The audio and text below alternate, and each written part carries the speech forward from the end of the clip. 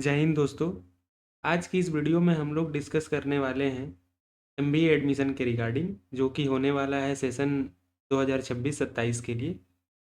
जो भी स्टूडेंट इलाहाबाद से बिलोंग करते हैं या और भी किसी स्टेट से बिलोंग करते हैं और वो किसी एनआईटी में एमबीए में एडमिशन लेना चाहते हैं, स्पेसिफिकली अगर बात करें एमएनआईटी इलाहाबाद से आप एमबीए करना चाहते हैं, तो क्या प्रोसीजर होने वाला है, कैसे एडमिशन लेना है, कौन सी डेट है, एलिजिबिलिटी क्या होने वाली है, इनटेक कितना है, रिजर्वेशन पॉलिसी क्या है, इन सारी चीज़ों को हम लोग डिटेल में समझते हैं।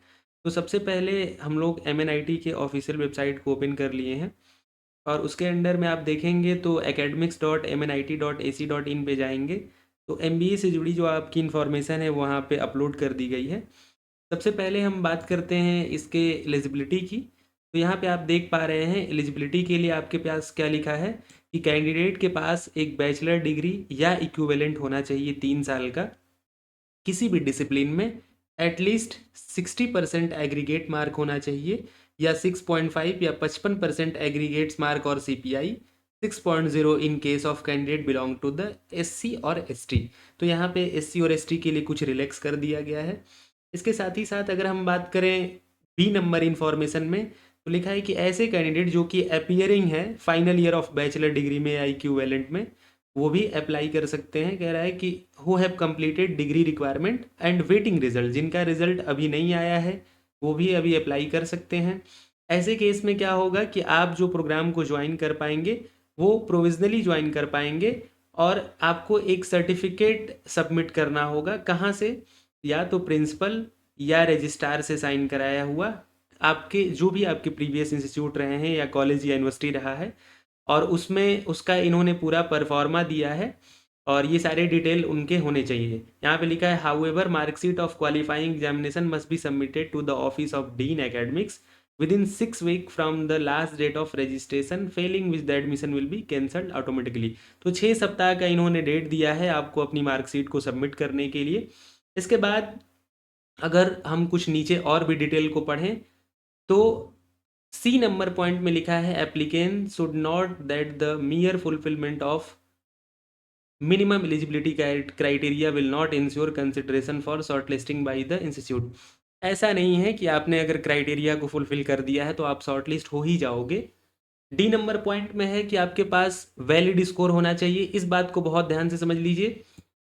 अगर हम सर्टिफिकेट की बात करें तो आपके पास या तो कैट या एटीएमए या मैट या सीएमटी एग्जैक्ट और जी मैट एग्जामिनेशन में से किसी एक एग्ज़ाम का स्कोर कार्ड होना चाहिए। उसका जो डेट है वो जुलाई 1 से लेके, मतलब जुलाई 1 2025 से लेके अप्रैल 30 2026 का ही होना चाहिए। इसके बाद एक और नोट लिखा गया है कि इसके सिलेक्शन प्रोसेस में या इस प्रोग्राम में आईआईएम का कोई भी रोल नहीं है। इसके बाद बात आती है सीट के अंडर में। तो सिंपल सी बात है कि ये जो आपका प्रोग्राम होने वाला है इसके अंदर फुल टाइम जो स्पॉन्सर्ड कैंडिडेट हैं इनके लिए सीट भी बहुत कम ही है। कम की अगर हम बात करें तो टोटल नंबर ऑफ जो आपकी सीट हैं यहाँ पे आपको देखने को मिलेगा कि टोटल रिजर्वेशन के हिसाब से इसका इनटेक इन्होंने बताया है। तो टोटल नंबर जो हमारी सीट होने वाली है उसमें 77 है और आप यहाँ से कैटेगरी वाइज अपने पूरे सीट को देख सकते हैं। इसके बाद रिजर्वेशन जो आपका गवर्नमेंट ऑफ इंडिया के हिसाब से रिजर्वेशन है डिफरेंट डिफरेंट कैटेगरी के लिए, वो सारे ही प्रोविज़न यहाँ पे मेंशन है। एप्लीकेशन प्रोसीजर क्या होने वाला है, आपको रजिस्टर करना है, ऑनलाइन फिल करना है डिटेल को, और फ़ोटो की साइज़ क्या होनी चाहिए। उसके बाद सारी चीज़ों को फिल करने के बाद आपके पास जो इन्होंने फ़ीस रखा है वो है 1200 का। एससी एसटी और पीडब्ल्यूडी कैंडिडेट के केस में ये जो अमाउंट होने वाला है वो 600 का होगा। उसके बाद आपको क्या करना है, उस फॉर्म का प्रिंट आउट लेना है, पेस्ट करना है वही फ़ोटोग्राफ को जिस फोटोग्राफ को आपने अपलोड किया था, सारे डॉक्यूमेंट को अटैच करना है और इस पर्टिकुलर एड्रेस पे भेज देना है। ध्यान दीजिए कहाँ पे भेजना है, to the head school of management studies Motilal Nehru National Institute of Technology Allahabad Prayagraj. और उस एनवलप के ऊपर आपको क्या लिखना है, application for admission in MBA programme session 26-27। इसके साथ ही साथ ये सारे डॉक्यूमेंट आपके मेंशन किए गए हैं, ध्यान से देख लीजिए। देखिए बहुत ज़रूरी है कि इन सारी चीज़ों को हम जान लें, तभी हम अपने एडमिशन को सुनिश्चित करा पाएंगे। तो सबसे पहले आपके पास स्कोर कार्ड होना चाहिए, किसका, कैट का या जी मैट का, एग्जैट या सी मैट, जो भी आपके डिटेल यहाँ पे बताए गए हैं। 10th की मार्कशीट और सर्टिफिकेट होना चाहिए। सीबीएसई बोर्ड के कैंडिडेट हैं तो आप जानते हैं पहले वाले केस में मतलब उसमें एक ही साथ आता है मार्कशीट और सर्टिफिकेट। 12th की मार्कशीट होनी चाहिए, यूजी की सारी मार्कशीट, मतलब अगर आपके पास प्रोविजनल सर्टिफिकेट या डिग्री है तो वो, अगर फाइनल ईयर अपीयरिंग स्टूडेंट है तो लास्ट सेमेस्टर तक का आपका लगेगा।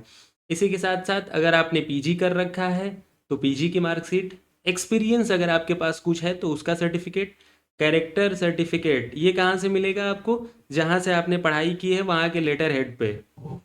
इसके बाद कैटेगरी सर्टिफिकेट, जो भी आप कैटेगरी से बिलोंग करते हो। इसके बाद लास्ट में अगर आप देखें तो इसके लिए भी डिटेल लिखा है कि at the time of registration या physical reporting the OBC non creamy layer या EWS category certificate issued on after April 1 2026। मतलब जो आपको ओबीसी सर्टिफिकेट या ईडब्ल्यूएस कैटेगरी का सर्टिफिकेट देना है वो 1 अप्रैल 2026 के बाद का होना चाहिए।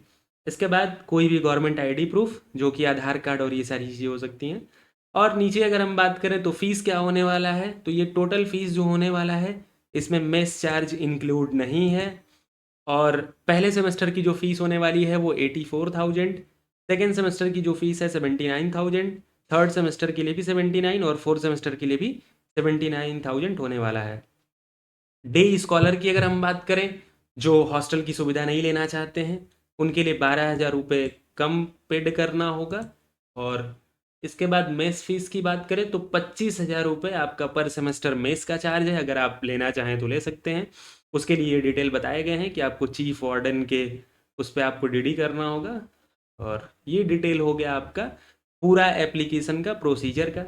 अब बात करते हैं सिलेक्शन प्रोसीजर क्या होने वाला है।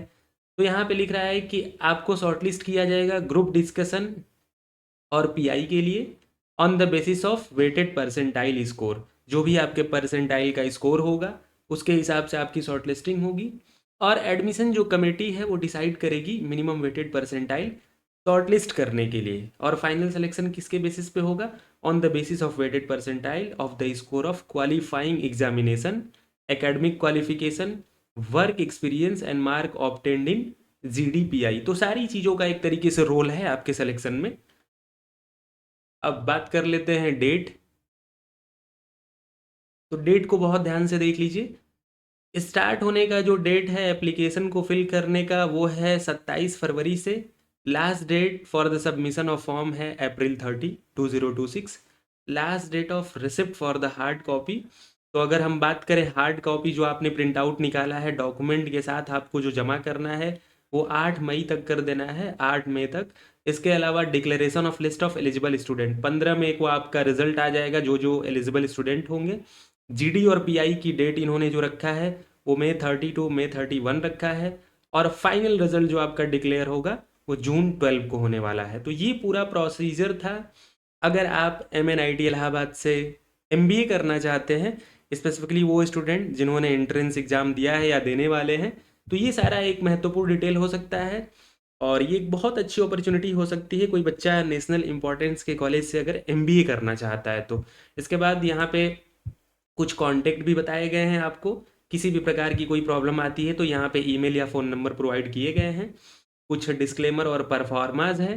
परफॉर्माज में देखिए अगर हम बात करें ओबीसी सर्टिफिकेट की तो इसके लिए कुछ आपको डिक्लेरेशन पहले से इन्होंने दिया है, इसी में आपको फिल करके जानकारी को देना है। इसके साथ साथ ये आपका कोर्स कंप्लीशन सर्टिफिकेट आपके लेटर हेड पे होगा जहाँ से आपने अपनी पढ़ाई को कंप्लीट किया है। तो ये पूरा आपका इंस्टीट्यूट का हेड का सिग्नेचर और सील लगेगा। और इस चीज़ को भी आपको डॉक्यूमेंट के फॉर्म में जमा करना होगा। तो आई होप कि ये सारी जो जानकारी हैं वो आपको समझ आई होगी। और जो भी बच्चे रियली इंटरेस्टेड हैं MNIT इलाहाबाद से MBA करने के लिए, वो अपने एप्लीकेशन फॉर्म को फिल कर सकते हैं। बाकी और भी इसके रिगार्डिंग में कोई डाउट होता है तो आप कमेंट कर सकते हैं। सो आज की वीडियो में इतना रखते हैं। देखने के लिए बहुत बहुत धन्यवाद। जय हिंद, वंदे मातरम।